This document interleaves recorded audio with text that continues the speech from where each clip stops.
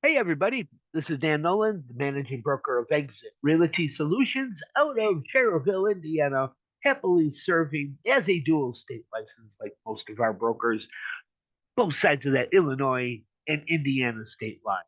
If you're looking to expand your business out of Illinois and you're looking at just over the border into Lake and Porter counties, you'll see a lot of difference in the numbers. It's actually quite eye-opening to see the difference in taxes. If your clients are fed up with Illinois or are looking for something that fits their budget, why not consider being an Indiana agent? Indiana agents are primarily responsible for Indiana, but you can be an Indiana and Illinois agent. So if you're thinking about expanding your business in 2024, hold on tight. I got some information for you. But today we're going to worry about what's happened this week in the news, and I'll have a separate office meeting for the staff after this is done. But let's take a look at the changes that are going on. And the changes that have happened that are big headline news is the puck is about to move. Um, that somebody moved our cheese is another way of saying it. But I am reminded of Wayne Gretzky when Wayne was uh, explaining how he got so good at what he was doing. He gave the explanation: I skate to where the puck is going to go, not where it has been. Yeah, I caught on with that. That's cool. Further looking into this, he never said that, but his dad, who was a famous coach up in Canada at the time, once said, "You'd have to be an idiot to go where the puck has already been." So Wayne was able to put a little bit of positive spin on it. I like how he thinks. And we are going to go where the puck is going to go today. We're going to look at the changes that are in our environment. But first, tonight we're going to be at the Best of Show Award ceremony at the Avalon to celebrate the Northwest Indiana Home Builders Association. They had a great parade of homes, and the prizes are being awarded tonight. We are sponsoring the dessert table, which is our MO. If we're going to support, we want to support the beer hole at the golf outings. We want to support the dessert tables at the galas.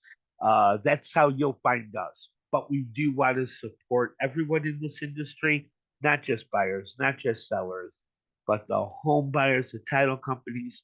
We're all in this together, and you can count on our support. That's tonight. So if you get a chance to go to the Avalon, absolutely. We will probably have room at our sponsor table as well. Give me a call and I'll be glad to take care of the arrangements.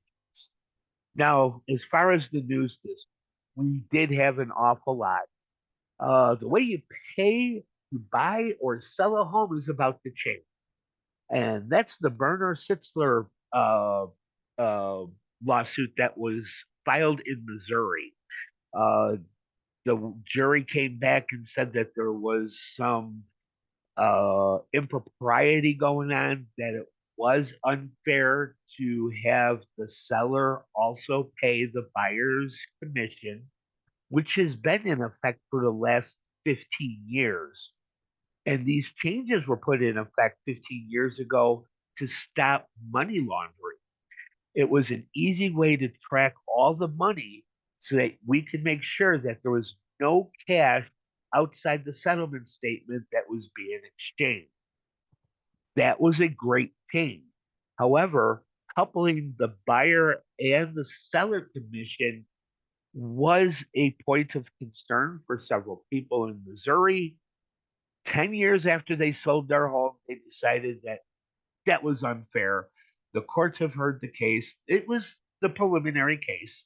Of course, we're going to appeal it. So when I thought about the appeal process, it's in Missouri, so it's going to go through the Eighth Circuit Court for Appeals, which is a friendlier kind of courts when it comes to real estate law. And I'm thinking maybe this is only halftime at the event here. I'm thinking NAR didn't want to really put on a good show until the appeals came up because they did seem a little weak. Um, After further analysis and discussion with several attorneys, it may be just that they knew it was going to get appealed anyways, and that's where they present their case. So I'm hoping that that's the way it works.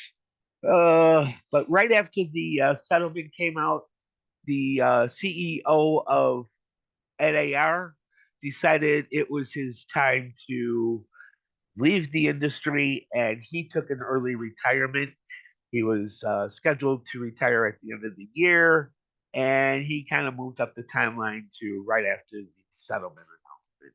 Again, this is just the preliminary stage. Don't get excited. There are some changes that are going to happen. It's not something you haven't seen yet, so don't get sideways on this. The Federal Reserve, the board did meet again. They did decide that interest rates were going to remain the same. And we pretty much knew that they were going to take a pause this month. Uh, Jerome Powell has said that he wanted to see another rate hike by the end of December several months ago. So the talk on the street is we may just see one depending on data, but he was much more dovish on his sentiment explanation after the meeting with uh, journalists and reporters. And he does seem to be getting it that he did too much too fast. And that's why we are in this situation with our home. Actually, it was too little too late, but let's focus on today. Goldman Sachs came out yesterday and said that they see housing starts next year slumping to their lowest levels since the 1990s. However, we're seeing I'm sorry, permits staying the same and new home starts staying the same. So maybe the builders have built all they can build. Maybe Goldman Sachs knows something, but that's something to watch. If the builders can't support the demand, that's going to shift back to existing home sales, which have been down. So again, the puck moved. And one other thing that I saw that was to be highlighted that there was 1.1 million homes for sale at the end of September, down 8% from last year nationwide. Adding to higher mortgage rates, the median price of a home sold went up 2.8% to almost 400,000. The two don't typically go together, so we do know that we are in a uncharted territory with yield curve of the 2 and the 10% bonds kind of screwing things up. This is something to be concerned about, watching the interest rates change too quickly or too slowly. And I'm still wondering how we can, as consumers, say enough is enough. It's just one of those things that we're just going to have to try and figure out how to communicate our feelings. Right now, my feelings are being communicated to NAR, and the feedback I'm getting is stage one is just getting started. We're about to enter stage two, the appeal process. So let's sit tight on what this is and let's learn our lessons and prepare for what this is going to lead us to. It's actually going to lead to better communications with sellers. I'll tell you that right. But let's take a look at rates. Rates kind of gave us a break last week. We did get a half a percent drop in rates overall, which is a good thing. We did need to see the rates come down. We do need to get more applications into the system. And it's one of those things where if we can just get through this part of demand as the rates come down and the market stabilizes, that might be that soft landing that seems to be very elusive right now.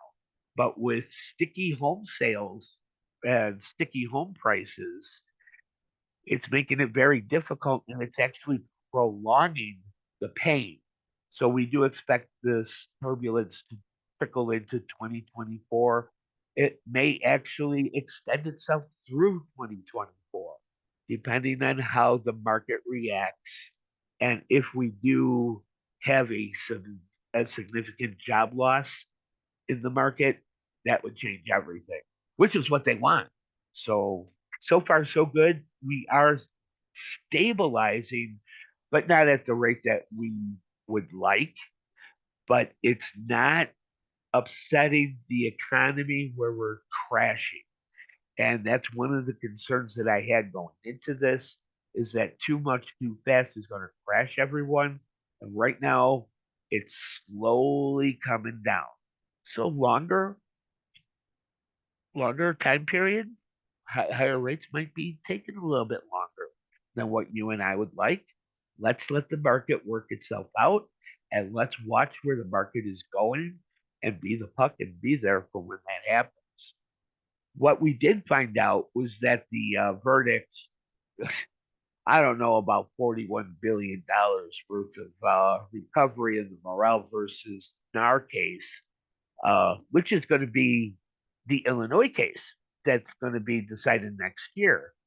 But when you think about what they're doing, they're decoupling the seller from paying the buyer's commission. Okay, I get it. Totally, and they're done that. But when you take out that component in the marketplace as a buyer, I would want to know who's going to help me with my purchase. If you're offering a 2.5% commission, like you typically do, 2.5, 3, 3.5 down here, you typically see the buyer wanting to save on his expenses. So, what do you think a buyer is going to do when commissions are being offered at zero for the real estate brokers and they have to pay? Well, if you put a stack of listings in two piles, one with the sellers cooperating with the buyers versus the buyers who are offering zero commission and forcing those fees onto the buyer, which pile would you pick?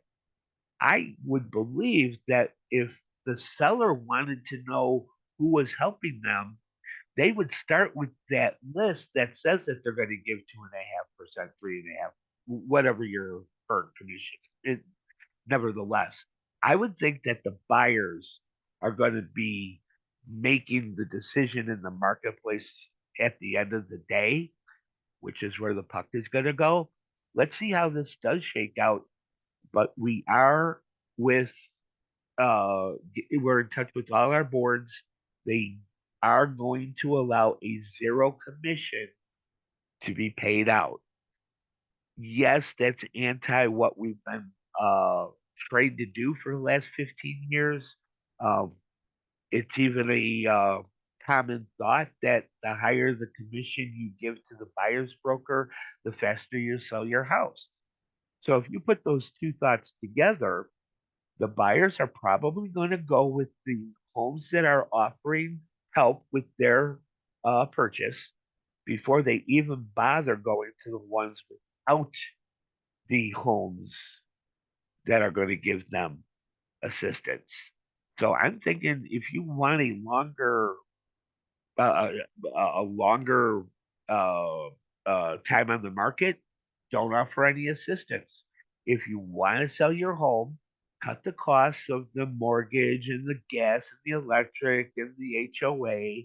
You'll probably end up offering assistance, and that's the way I see it. I have a feeling that the consumer is really going to actually play out what is going to happen. It may go that way, but as a consumer, I'd want to know. And they're going to ask us. So be ready to know what your answers are supposed to be. Here are some, here are some nots. So going into the Sitzler Burnett case, it triggered another lawsuit This one is going to be filed in Missouri and against Compass, EXP, Red, Howard Hanna Real Estate, United Real Estate, Douglas Elliman, and Weichart Realtors. They're being added to the class action lawsuit with a new lawsuit. It's a I one of the attorneys I talked to had said it was a copycat case. It was something that is just a tag on, just an add on. Uh, but they are trying to grow this case bigger than what it is already. And I will be keeping an eye on this one. Again, this is in Missouri, and we'll figure things out if things in Illinois change. But for right now, we're status quo. So, where is the puck going to go next? Well, the way the economy has been turning to the south, incomes haven't been keeping up with inflation. Inflation isn't coming down as quickly as you and I would like. Sticky home sales, oil, food, and energy are all sort of the things that are not coming down fast enough collectively. And it's causing a distressed situation in the market. Uh, Credit cards are at an all time high. Bankruptcies are roll at double what they were last year. uh, there are some changes that are affecting the consumer. The consumers that are getting hit the hardest have been living paycheck to paycheck, and now you just toasted these guys. That's probably what you're seeing in this slide here. You're seeing a bunch of exclamation marks on the right and a couple of gavels on the left. Those exclamation marks are people who are 30, 60, or 90 days past due right now.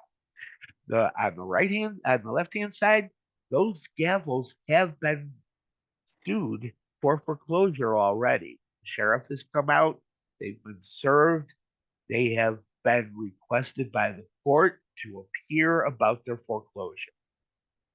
I can imagine what that's like if they have to serve you at work or somewhere.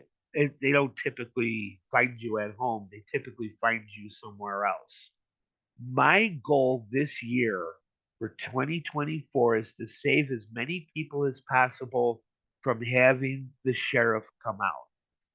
What that means is if you are in a 30, a 60, or a 90-day delinquency, or even 120, as a matter of fact, before the banks send it off to the attorneys, we should be in front of them, helping them make decisions that will make them the best possible consumer. And sometimes it is getting them into hardship programs that we have designed here in Indiana. Illinois has one that I can think of off the top of my head, but there is some recourse for some of these people who can't make the ends come together. If that's a non issue, most of these people have equity in their home where they can start fresh had they sold their home.